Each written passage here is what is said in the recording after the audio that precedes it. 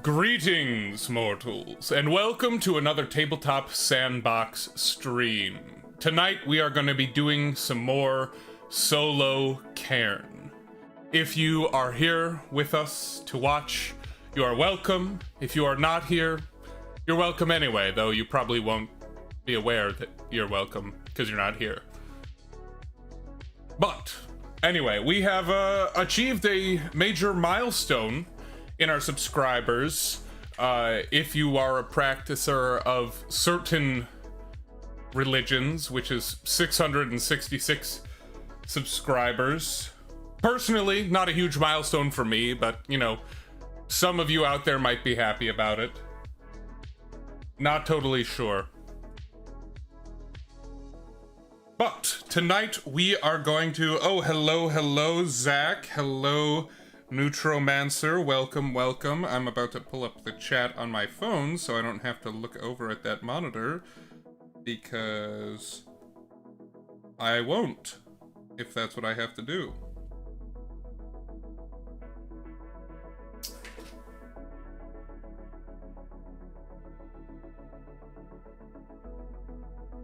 I have to go to my other account. I think I do. Oh, maybe not. Perfect. Okay. Hello and welcome. Yes, tonight we are diving back into what might be a fairly climactic session of solo Cairn. So, let's do a quick recap of where we are and what has happened in the journey of Boroth Malksmilk, which that's a good reminder to myself. I should pull out his character sheet. Yes. So, Boroth has trekked across water and land and finally come to the town of Devil's Dinner. And why has he come all this way? Well, he is searching for... solo gaming is tight. Absolutely it is. I'm going to interrupt myself to answer chat whenever I see it. So if you feel like chiming in, absolutely do that. Boroth has come all this way searching for a piece of missing contraband. A very valuable piece of missing contraband that was supposed to be delivered to him in the town of Applebridge, but failed to come. And thus, the people that Boroth was supposed to deliver this piece of contraband to, they... what's their name? It's bad of me not to remember. Notes. The Cormicks. The Cormick family is who Boroth was intending to deliver this package to, except it never arrived.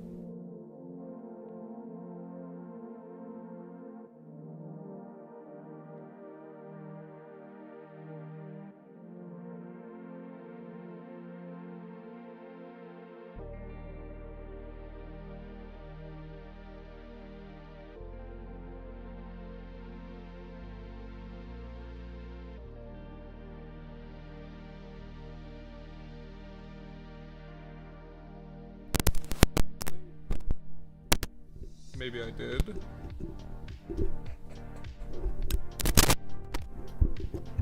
Alright, let me take a look at OBS, see if it's coming through there. Nope, no. Oh, there it is. I had it. Did I mute it? Nope, that's not it. Check. Testing. Was it a loose cable? Okay, perfect. I hope I didn't just blow out your eardrums with that wrong accidental audio. Yeah, I think the cable in my mic just slipped. I was whacking it.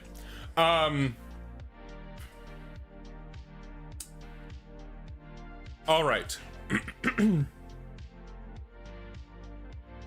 Gotcha. Okay, and we're good now? Just let me know if it gets bad again. Maybe I should loop that around the arm. Problem for another time. I will just not whack my hands into it, hopefully.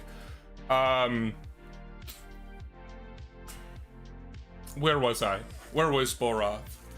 Boroth, rather than playing this paying this blood debt to the Cormacs, decided to go out, flee the city, and go after his missing piece of contraband that was eventually determined to be a demon kidney. Thanks to viewer Kidney Thief. But Boroth is not aware that that is what this piece of contraband is. He just knows that he needs to get it. And so he goes to a place after a few adventures at the Hidden Lake involving the Mind Whale. He went to Broken Dagger, where he met with his contact Aline, and she said, yeah, the ferryman who usually takes it across Hidden Lake never showed up, maybe due to the Mind Whale. And that would have been all fine and dandy, except that she had to flee and was hiding after fleeing down a secret tunnel when she met with Boroth, and because there was a group called the Dragonflies who are riding in on undead giant dragonflies and they stole that piece of contraband because it turns out someone else wanted it too. Someone else wanted this demon kidney, and who was that someone? Well, that would be the doomed Knave. And we don't know much about the doomed Knave, but we learned a little bit. We learned that he's up to some bad stuff. And then in the last session, Boroth tracked these dragonflies to Devil's Dinner, and he did some asking around. And he didn't get much information.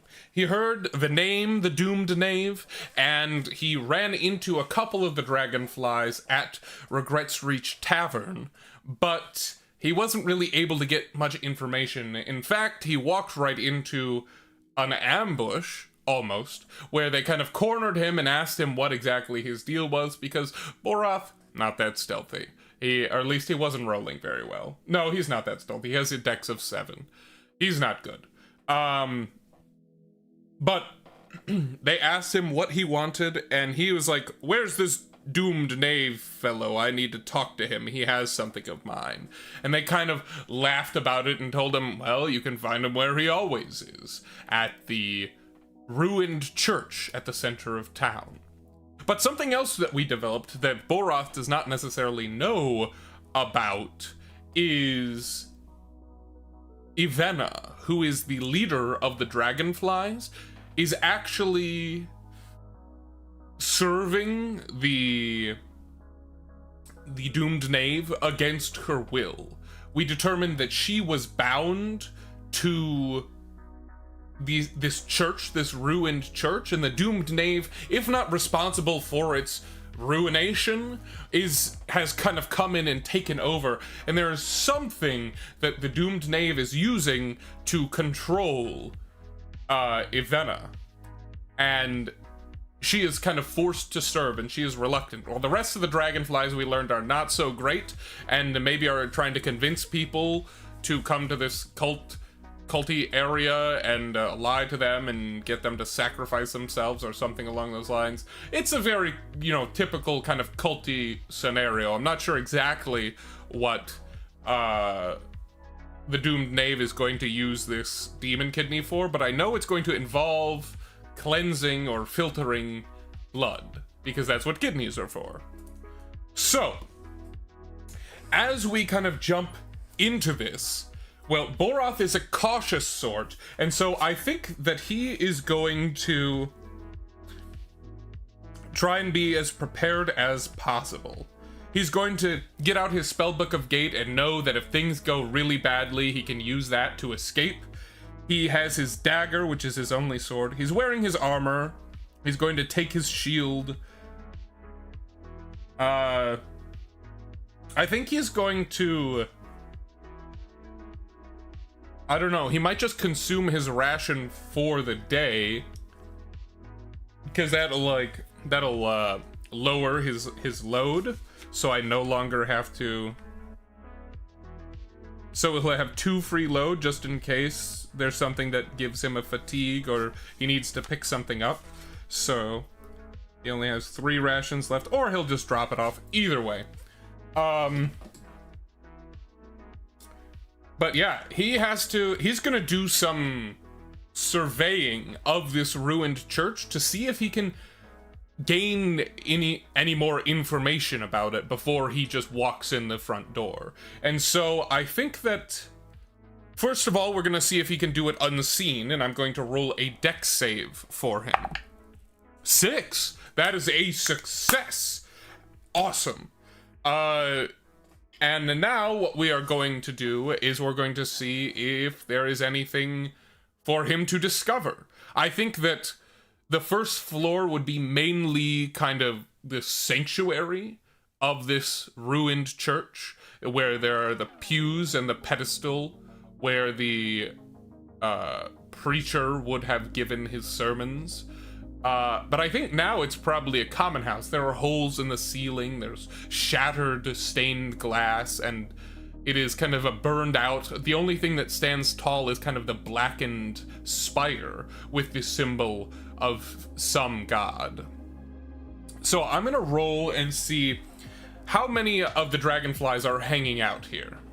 And I'm gonna roll a d6. That would be a 6. There are 6 dragonflies hanging out in the sanctuary. That's not a good situation for him to approach. And I imagine that it probably includes the 2 that he ran into before, who are named Josatel and Aldone. Josatel being this unseemly recluse who spoke, I think, only 2 terse words to Boroth when he had tried to learn some information about the dragonflies to him, and Aldone, who is a glum missionary whose goals are to convey magic, establish faith, and refine lies. So I think that it's his job to convince people that there is magic and establish the faith of people in his secret kind of cult. And not that it may really matter, but I think that Boroth is, well, he's going to attempt to wait it out. And I'm gonna roll a willpower save for him to see if he can gain any other beneficial information by observing. Nope. That's a 19. So he sees moving in and out through the windows as he kind of takes his way around it and is hiding and peering out from alleyways, that there are 6 dragonflies within, but other than that, he is not able to gain any more information. Let's roll a fortune roll. I think that it is very unlikely. Let's see, does the chaos factor go up or down after the last scene? I think it was pretty in control, so I think we're gonna go back to a 50-50. So we're at chaos rank 5, which means that a 50-50 is actually going to be a true 50-50 when I roll for it. However, I think it is very unlikely that any of these dragonflies are going to skedaddle, because, oh, maybe they could go deeper. I think that that's more like, well, let's see if any of them leave first. Let's ask that question first. So this is going to be very unlikely, which makes it a 25% chance that any of them leave. That is an 8. That's a yes. So some of them leave. I'm going to roll a d4, because it wouldn't be fair to have all of them leave. That wouldn't make any sense. Because the doomed knave knows that Boroth has been asking around, he's heard about this, and he has kind of, and also then Josatel and Aldone have probably informed the rest of them that Boroth, this strange guy in dirty clothes with a booming voice, was asking questions about the doomed knave. So not all of them are going to leave, but I'm going to roll a d4 to see how many leave. 3. Okay, so half of them leave. And I think they leave. I'm not sure what they're doing, but they probably have some important work to do. Maybe they're fetching something. I'm gonna say that they leave to fetch some supplies for the ritual that must commence within 3 or 4 days from now. because that's the timeline on the kidney. So 3 of them leave. Let's see if any of them, they all stay up top, or some of them go beneath. I'm going to say that this one is unlikely, so that's a 35% chance. 57? No. All 3 of them are up there. So Borath, geared up with his shield and his armor, and all he has is a dagger. And let me pull out the Cairn rulebook and make sure I'm looking at the correct damage for a dagger. D6. Okay, D6 damage for a dagger. I think Borath, because his stealth is not his strong suit, he has tried and failed to stealth many a time before. But let's see how the direct approach works.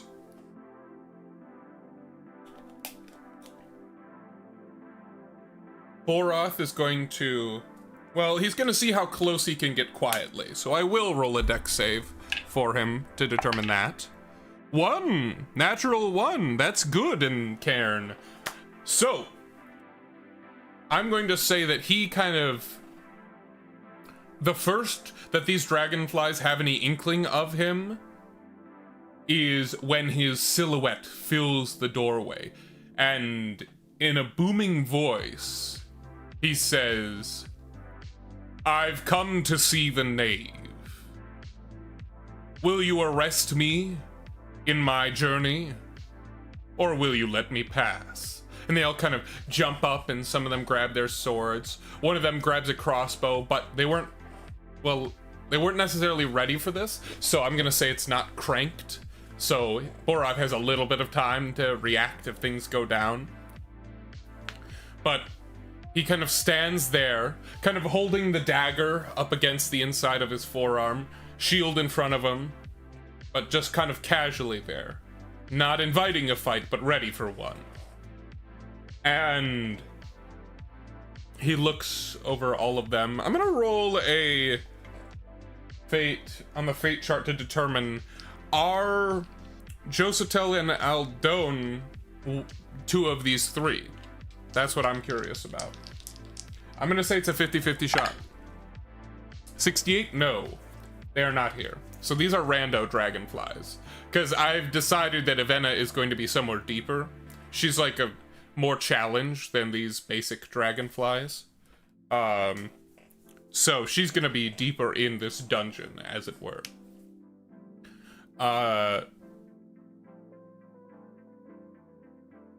So he confronts them. Let's see. I'm gonna roll a willpower save to see if he can intimidate them with his regal bearing and booming voice. That's a 5. He succeeds. But I'm wondering, is it a complete success where they all flee or stand aside? I think that's unlikely, but I'm gonna roll on the chart, and I just determined the likelihood. It's unlikely, but is it very unlikely? Yes, I'm gonna say it's very unlikely. That's a 51. Yeah, no. So I think one of the dragonflies, they kind of look at him and they're not really willing to fight. Or they don't want to fight, at the very least. He has intimidated them. Do they have orders to waylay him? To test his mettle from the doomed knave? I think that there's a 50-50 shot of that. And they might have to stay, but Borath will have an advantage because he's intimidated them. 56? No. The doomed knave has not commanded them to waylay him. But I think he walks in, steps in the door, kind of stares down these 3 dragonflies, and asks them that question. Are you going to arrest my progress, or may I continue on my journey? And they kind of look at him and size him up, and they say, all right. You can continue on down.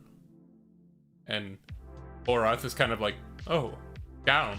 I wasn't aware there was a down in his inner monologue. But then he just nods and kind of looks to where they gestured. And there is kind of behind the pulpit, or where the pulpit would be, there's an open door and it leads down a staircase. And Borath kind of walks past, never lowering his guard, looking at these dragonflies, eyeing that crossbow. And then he steps through that doorway and out of sight, and begins a slow descent down these stairs.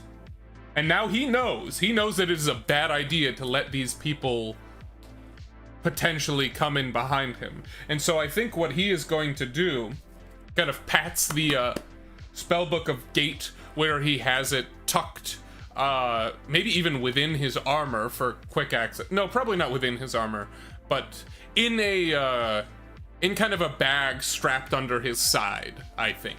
Like a satchel that's cinched pretty tight under one arm, where he has his shield up over it. But he can reach in and pull that out and cast this spell if he needs to escape at a moment's notice, or a couple moments' notice.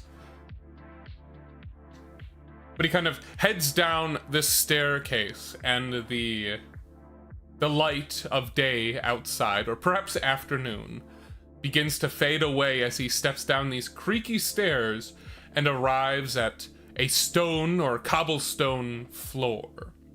And is there... let's see.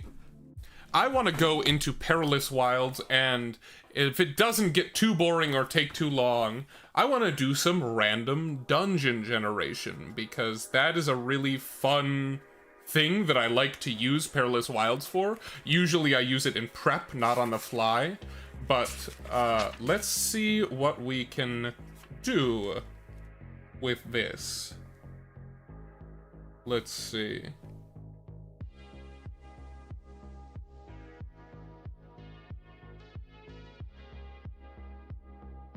Well, let's roll a couple d12s, and we're gonna generate a dressing, which would be tracks or marks. Ooh, that's interesting.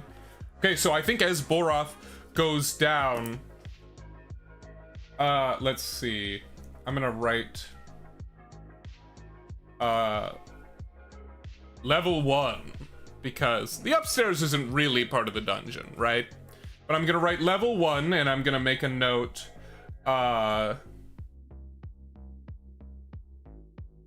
stairway down. And I'm going to say that there are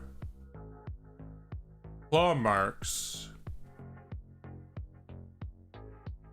on the walls, because I generated in Perilous Wilds tracks/marks. So I think that there are claw marks on the wall from some kind of creature. Let's generate a feature as well. That's cocked. A 9. An altar, dais, or platform. So I think as he gets down, he steps into a room. Is there a door that he can close behind him and potentially jam or lock? I'm gonna say there's a 50-50 shot. 40, yes.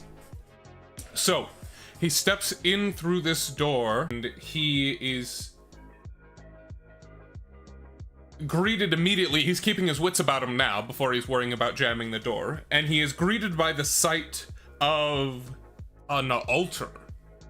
This is interesting. And now let's see, is there... I think there's got to be a danger in here too. So what is that danger? Well, it is a creature, and what are they doing? They are sleeping. That's interesting. Okay, perhaps it's a guardian creature of sorts. It is this creature with claws, and it is nocturnal. So it is currently sleeping. And so let's determine what that creature is. We can randomly generate that, also using Perilous Wilds, using their creature table. Let's see, what type of creature is it? We know it has claws, so we'll go off that. But it is going to be... Oh, interesting. A human? Well, that doesn't quite work. So I'm gonna roll and try and get humanoid, beast, or monster. 2, that's a beast. So it is a beast of some sort. It is an earthbound beast, and it is going to be a termite, tick, or louse. Well, that's interesting. Okay, this makes a lot of sense, actually. I think it's an undead insect of some kind. Maybe not a termite, tick, or louse, but maybe not quite a real insect. Like, a giant dragonfly isn't quite a real insect, but this is going to be like a giant insect with these kind of pincers that are actually, it wasn't actually claws, it was pincer marks. It is, so I'm going to make the next room the altar room. And within it, there is a giant insect that is sleeping. And I think Borath stops suddenly as he sees this creature immobile in front of them. He almost thought it was something inanimate, because it truly does not move within its exoskeleton when it is sleeping. And he looks at that and he wonders, okay, what do I do here? Well, this is a big creature.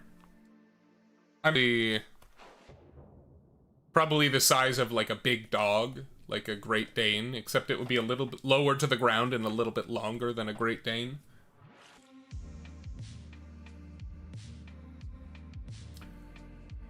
I think he's going to attempt to sneak past this into the door that he can see on the other side. Let's see if we can learn a little bit more about that altar in here, or if it's just kind of a remnant of the church before. I'm gonna roll a find in Perilous Wilds. And so on that altar, roll twice. Oh, this might be good. There is supplies and trade goods, and coins, gems, and jewelry. Okay, well, that's tempting. But Borath is not great at stealth in the first place. So is he really going to try and sneak up within the room where this giant ant is, this giant insect? I'm imagining it as kind of ant-like, with the mandibles. Is he gonna try and, I don't know what the supplies or trade goods would be. But, we'll say there's a crate of some sort. But there are coins, gems, and jewelry. Maybe a small pile, or ooh, maybe that there is like a fine pendant that has been laid as an offering on this altar. But I imagine this altar is twisted from its normal state. So I think that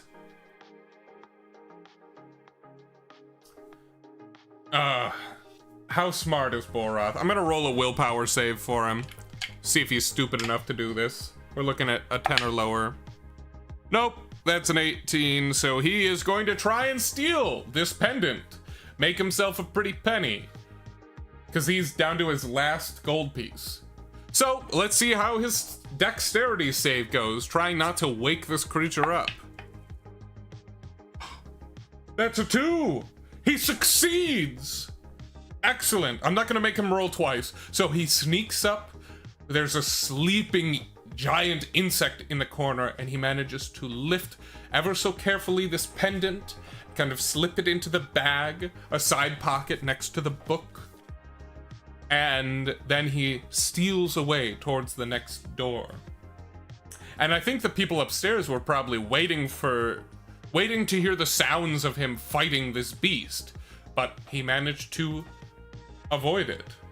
And when he gets through this next door, let's see what he finds. Let's roll some more random generation. For addressing, we get an oddity.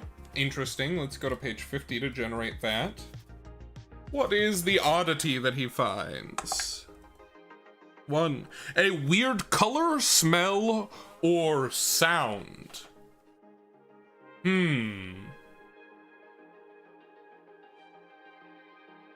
I'm all in favor of a weird sound. Let's see. Are those people that that the doomed knave sent out, are they fetching just the last possible things necessary for the ritual to make it perfect? Like the right color red of candles or something like that, and it's happening tonight? And I'm thinking that the sound that may be heard is chanting as the ritual is beginning, even as Boroth goes down here. Because I think that that would be extra dramatic, I'm gonna say that that's likely. So we got a 75% chance. Yep, 49. So the ritual is happening tonight. So I think that Boroth hears distantly from the next level down the chanting beginning, as there's a ritual that is commencing that has to do with this contraband that he doesn't even know what it is yet. He just knows what the box looks like. So Boroth hears that. Is there anything in this room? He hears the strange sound, but let's see, what's a feature of this room? That's a one. There is a cave-in or a collapse. Interesting.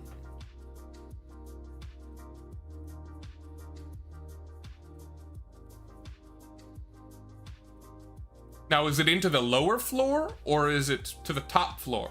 Because if it's to the ground floor, then I can imagine that there's a dragonfly waiting there with a crossbow poised to try and shoot Boroth if he so happens to make it through. Okay, I'm gonna give it a 50-50 shot that it's from the upper floor or down into the lower floor, and that's why Boroth can hear the chanting so clearly. I'm gonna say 1 to 50. It is a collapse to the lower floor. That is a 69. Nice, first of all. But also not nice, because that means that there is somebody poised with a crossbow.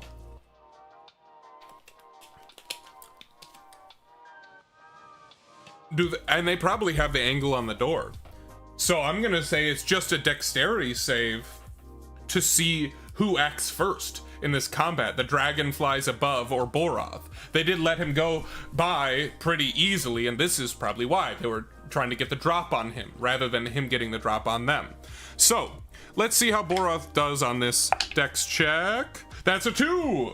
Nice. So Boroth acts first. Where's his character sheet?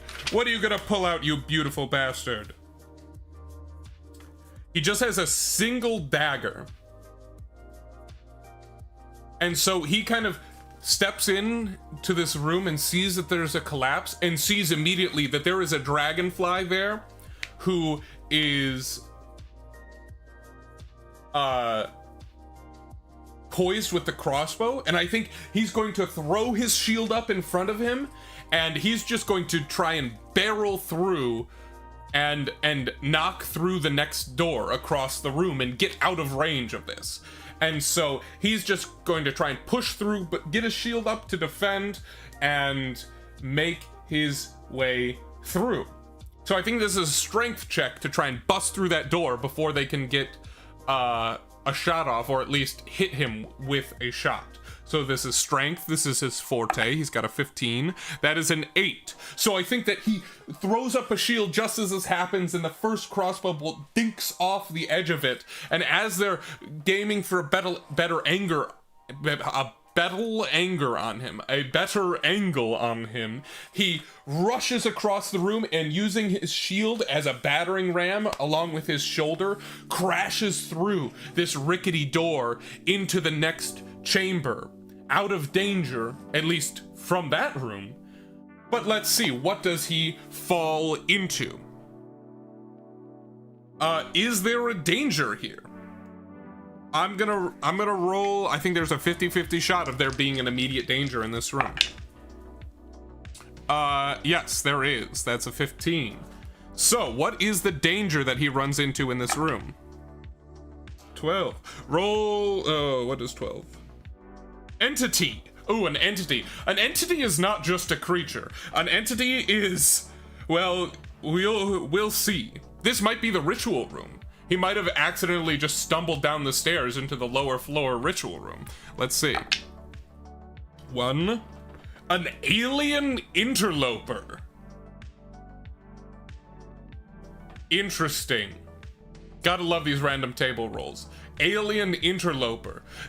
To me, that's very much like an aberration. Like something Cthulhu-esque. Or maybe even a demon, but something not of this world. To be absolutely certain. You know what? I'm gonna roll again because I don't like alien interloper. That doesn't fit my kind of vibe for what I'm going for. So I'm gonna see if I can get something that I like a little bit better. 6. An oracle. Okay, that fits a little bit more. And I think that means we don't have to be in the ritual room right now. I think he crashes through, and in this next room is an oracle. But what kind of oracle? I'm gonna go to the details page and I'm going to, let's see, roll an aspect for this oracle. I'm trying to get an idea of what or who this is. Culture and charisma. Okay. So it's probably a person. That's what that says to me. Let's see. Let's roll an ability for this oracle. 12. Roll twice. Just making these all OP. Mimic / camouflage. That's interesting. And paralyze or petrify. So I think Boroth crashes through into this room, falls on the door and does a roll back to his feet, and when he looks up, he sees that there is this strange, beautiful figure. This woman who is wearing these long kind of robes that shimmer almost as if they have finely polished silver woven into the fabric, and he is transfixed by her eyes. They kind of paralyze him as he's just gotten out of danger in the next room. She locks eyes with him, almost brings him into a trance where he can't even move. He knows he should. He has his dagger at the ready, but he can't move a muscle. And I think that this oracle, to go off of that mimic or camouflage result we got, I think this oracle looks deep into his soul and then speaks in the voice of someone that he once held dear. I'm going to make an executive decision and say that Boroth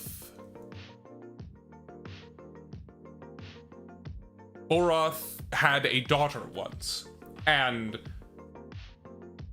whether or not she is gone now because she has been taken from this world by some tragedy, or perhaps only taken away from Boroth because he's not the type of person who makes a good father. You know, he's a smuggler of contraband in a city that is full of crime. But his daughter is no longer around.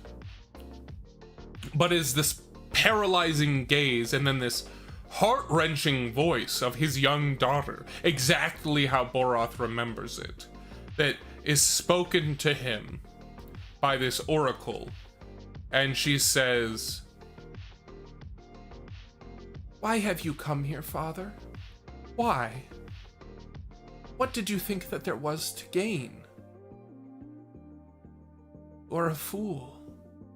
And Boroth is held there in this gaze, and he is going to try and wrest his mind away, even as he sees this oracle kind of interposed with this image of his daughter, trying not to lose himself to this trance. He's going to roll not a d12, a d20, and try and get a 10 or lower. 3. Okay, he manages to shirk, to kind of thrust off this false imagery, this probing oracle's gaze into his mind, and I think that infuriates him. And so he is going to charge and attack. the Oracle kind of had their turn already. So I'm just gonna have Boroth go. He's going to roll a d6 with his dagger. I'm gonna say the Oracle doesn't have any armor. Ooh, that's a 5. The Oracle is pretty formidable though. I'm gonna give the Oracle 8 hit points. So he deals a staggering blow to this Oracle. Or really, it's hit protection, it's not hit points. So I think that he is going to basically, sorry, I got distracted. What happens is Boroth charges this Oracle and makes a big stab with the knife, and this Oracle, who is still attempting to kind of hold onto him, is forced to completely pull away, and he catches and tears through some of that dress. And I think as he rips through some of those silvery threads, that its magic is broken, and the trance effect, it's much harder to have its effect on him, especially now that he has broken its hold for the first time. Now, are the dragonflies able to safely drop down and pursue him? Because that could be a real complication. Well, I think that is unlikely. I think it's probably a pretty rough way down, and so they wouldn't be here yet. But let's see, unlikely. It's gonna be a 35 or lower. That's a 26. So yeah, I think that as this happens, he tears through his knife through the dress of this Oracle as she flees. Let me just add her and the basic stats that I decided on. HP 8, and then the current value would be 3, and then no armor. And so I think Boroth, seeing that this Oracle is unarmed, I think he's going to turn back and face the door where the dragonfly has just dropped through, wielding a sword, I imagine.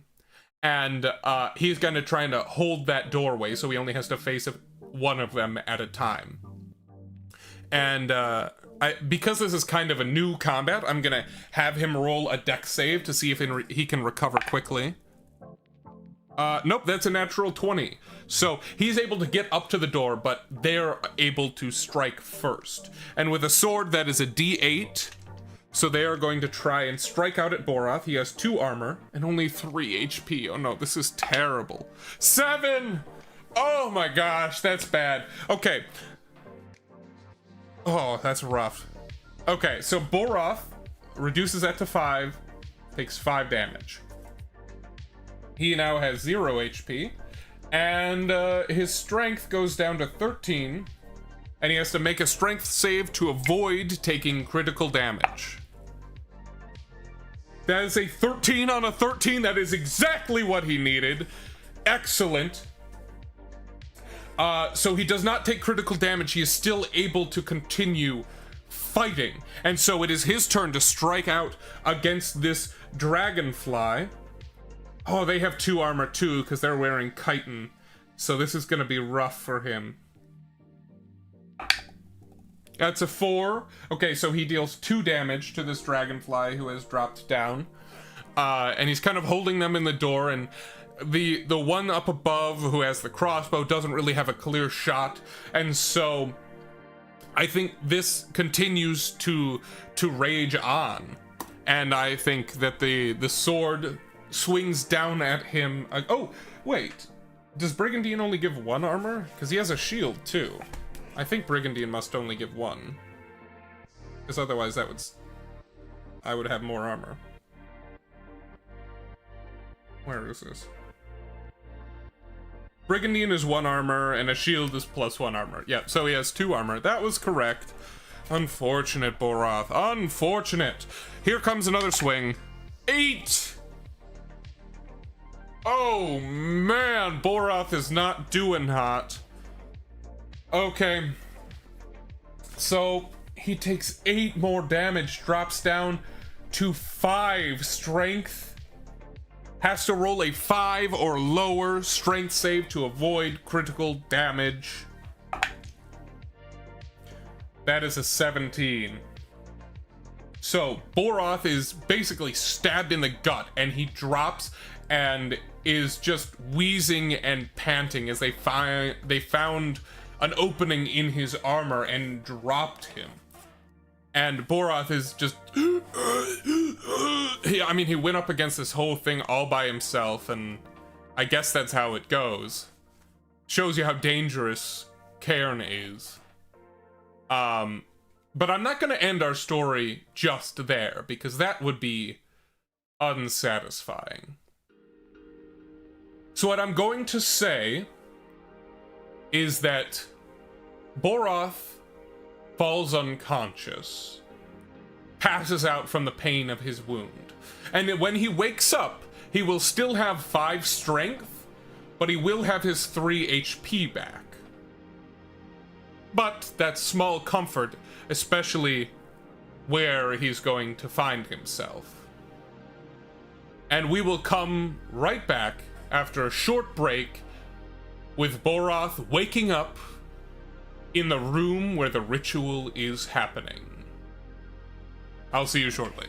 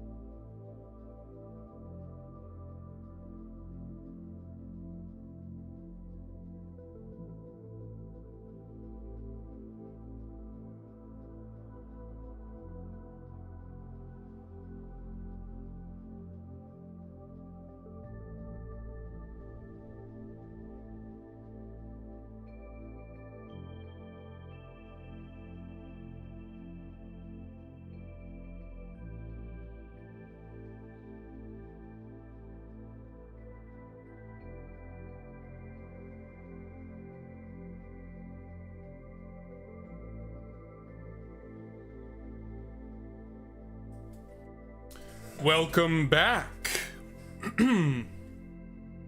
Welcome. So, we are back here with Boroth coming to consciousness.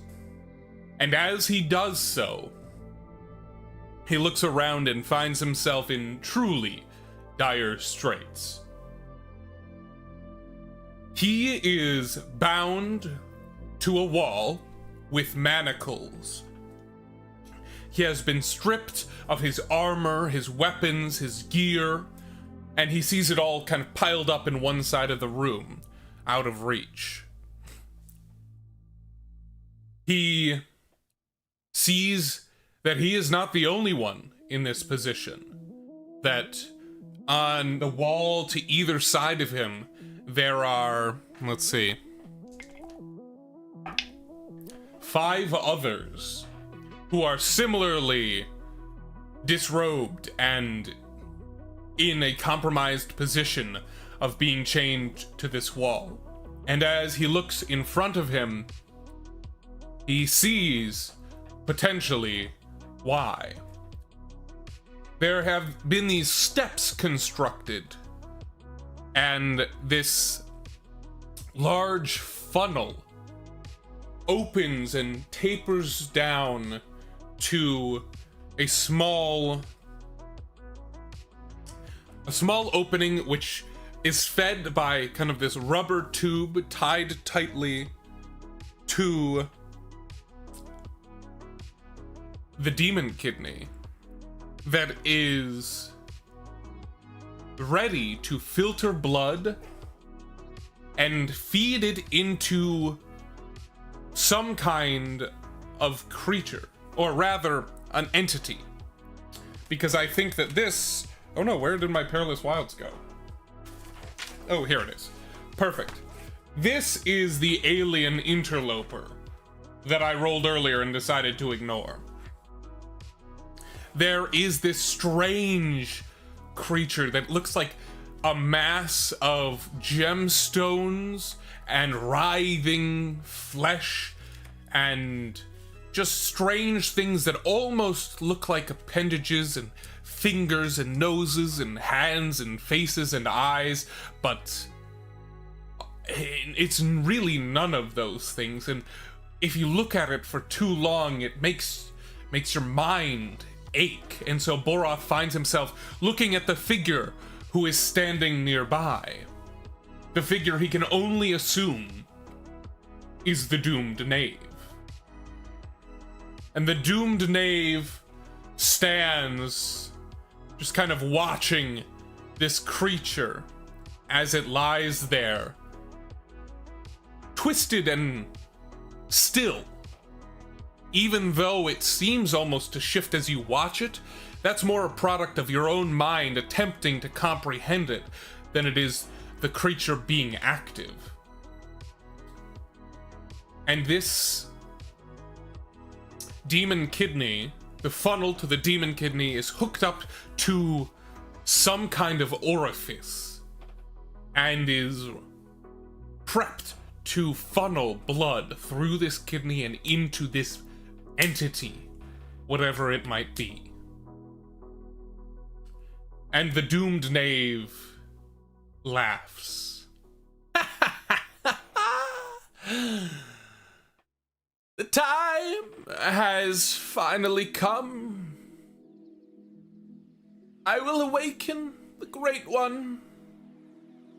This town, this wretched town that I've corrupted the center of, shall tremble. It shall quake. And then it shall suffer the hands of this Great One that I will awaken. And the doomed knave is brandishing this nasty, twisted-looking knife, wickedly sharp. And he gestures to one of the people in the lineup with Boroth and says, "This one first, dear Ivana." And a figure that Boroth did not see was lurking in the shadows is a sick-faced Ivenna, who again is being forced into servitude of the doomed Knave against her will, but for whatever reason is compelled, must follow his orders. I wonder if Boroth can see why. I'm gonna roll a willpower save for Boroth to see if he notices something about this. I mean, obviously he can see that Ivenna is sickened, but can he tell that she's being forced to do this against her will? That's a 3. That's a success. Because even though he only has 3 hit points and his strength is down to 5, he still has a willpower of 10. What is it? What is it that is attempting... I'm just gonna go with the obvious, and I'm going to say that it is this necklace, halfway between a necklace and a collar, that is actually kind of dug into the back of Ivenna's neck. And maybe even the front too, or maybe there's just a stone, a carved kind of, a carved obsidian shape is kind of pressed at this kind of the hollow of her neck, and it's kind of stabbed into her spine a little bit, and she has this collar on, and Boroth can see that as she tries to resist, there's this kind of malevolent energy that he doesn't necessarily see, but kind of, you know, pours off of this necklace, this collar, and he sees a little drop of blood run down the back of her neck beneath her armor, and realize that she is being forced into this. How he can use that to his advantage, I think I'm starting to get an idea. But he is forced to watch as the doomed Knave takes the scruff of this person's neck. Ivenna drags them roughly up the stairs. They seem pretty weak, like they may have been here for a couple days. And the doomed Knave begins to let their blood into the funnel. And he cuts deep and it pours freely as they are kind of leaned over into the funnel, and this blood begins to siphon into the kidney. And this kind of blackened, spiky organ of this demon kidney that Boroth probably doesn't even know that that's his contraband. He just, I mean, he's in way over his head. He is not a fan of this, but he's just trying to think of any way he can to get out of this situation alive. He just wanted to come down here and get his contraband back. He had no idea what he was walking into. But he sees this kind of pulse and almost come alive with this dark, strange energy that mixes and clashes with the strange energy of this still creature beneath it that it is feeding into. I would say that the energy of the demon kidney is this spiny and dark, and the energy of this entity is wavy and magenta. I don't know. Bear with me here. I'm just trying to be evocative. And I think that it slowly begins to maybe just twitch a little bit towards the end of this first person being drained into it. But by that time, the doomed Knave has already gestured to the next one, and Ivenna has unchained them, and she is strong, and she's handling herself well, you know, keeping their hands under control, but most of them are pretty weak. And I think Boroth sees this, and he decides to play pretty weak. And like he has just been beaten, that he's barely conscious. And let's roll a willpower save to see how convincing he can be. That's a 19. Not very convincing, but he is actually weak. So it's not a major failure, right? He doesn't let Ivenna he doesn't get Ivenna to kind of slip up on her guard when she comes to him. As there is more blood being poured down this funnel through the demon kidney and into this entity that is just slowly beginning to twitch and wake up. And there's this energy, this mauve, wavy energy that is almost being tainted by this black, spiky energy. And it is beginning to kind of mix and clash and just twitch just a little bit. And when it is finally Boroth's turn, as Ivenna approaches, he says, "You don't want to be doing this, do you?" She just kind of looks at him and has this hard look in her eyes, almost disgust. An expression that says, "You don't know what you're talking about," but it confirms Boroth's suspicions. And so, as she begins to drag him up, he plays kind of limp. She has his arms, and he is brought up, and the sharp knife of the doomed knave is moving toward his throat, and in a last-ditch effort, he is going to attempt to throw himself forward into the funnel, avoiding the blade and dragging Ivenna into it, potentially her neck either killing her or cutting this collar that she wears. And so this is a desperate strength roll that he has to roll a 5 or better on to succeed.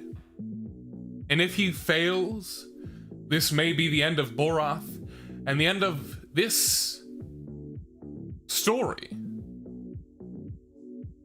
We may come back with another one, but it all comes down to this. That is a 13. He fails, and so, you know what, I'm gonna give it a roll, because he's fighting. So he fails to drag Ivenna into the way, but he is fighting, and so I'm going to make the doomed knave roll a d6 with his dagger to do enough damage. That's a 2. He has the HP to avoid that, and so he drags himself out of the way as the doomed knave tries to strike. He doesn't quite drag Ivenna into the way, and she's kind of still wrestling with him, but he's still in the fight. And so I think that he is just going to lash out and try and, well, what is he gonna use as a weapon? I think he's just trying to escape. His dexterity is actually better than his strength right now because of all the damage he took. So I think he's just going to try and slip out of the way and like slip away from Ivenna and get to his supplies and use this spellbook of gate. Let's see if he can do it. I need a 7 or below. That's a 15. He is not able to slip away. Ivenna is capable. And so she keeps him there and tries to bring him back as the doomed knave comes in with another dagger strike. 3. Okay, so he took 2 already. That means he's at 0 hit points, and he takes 2 strength damage, bringing him to 3. 3 strength. He has to roll a strength save of 3 or lower to avoid being killed, basically. Because otherwise he will take critical damage, and basically his blood will be spilt. 5. So close. But no cigar. And so our tale ends in a failure. Just like our first one, though Boroth made it a lot further. I think we've learned something over the course of these 2 things. Our protagonist needs to make some friends, because doing it on his own is just not cutting it. We need a team to help each other out, to do better. But anyway, Boroth's life's blood is spilt into this funnel, and his corpse is tossed to the side. And then 2 more unfortunate souls are brought forth and spilt into this funnel, into the demon kidney, and into this entity. And we will end our story and end this stream with something terrible awakening beneath the town of Devil's Dinner. I'm sorry to end this on such a downer, but the rolls are the rolls. I bid you adieu, mortals. Good night.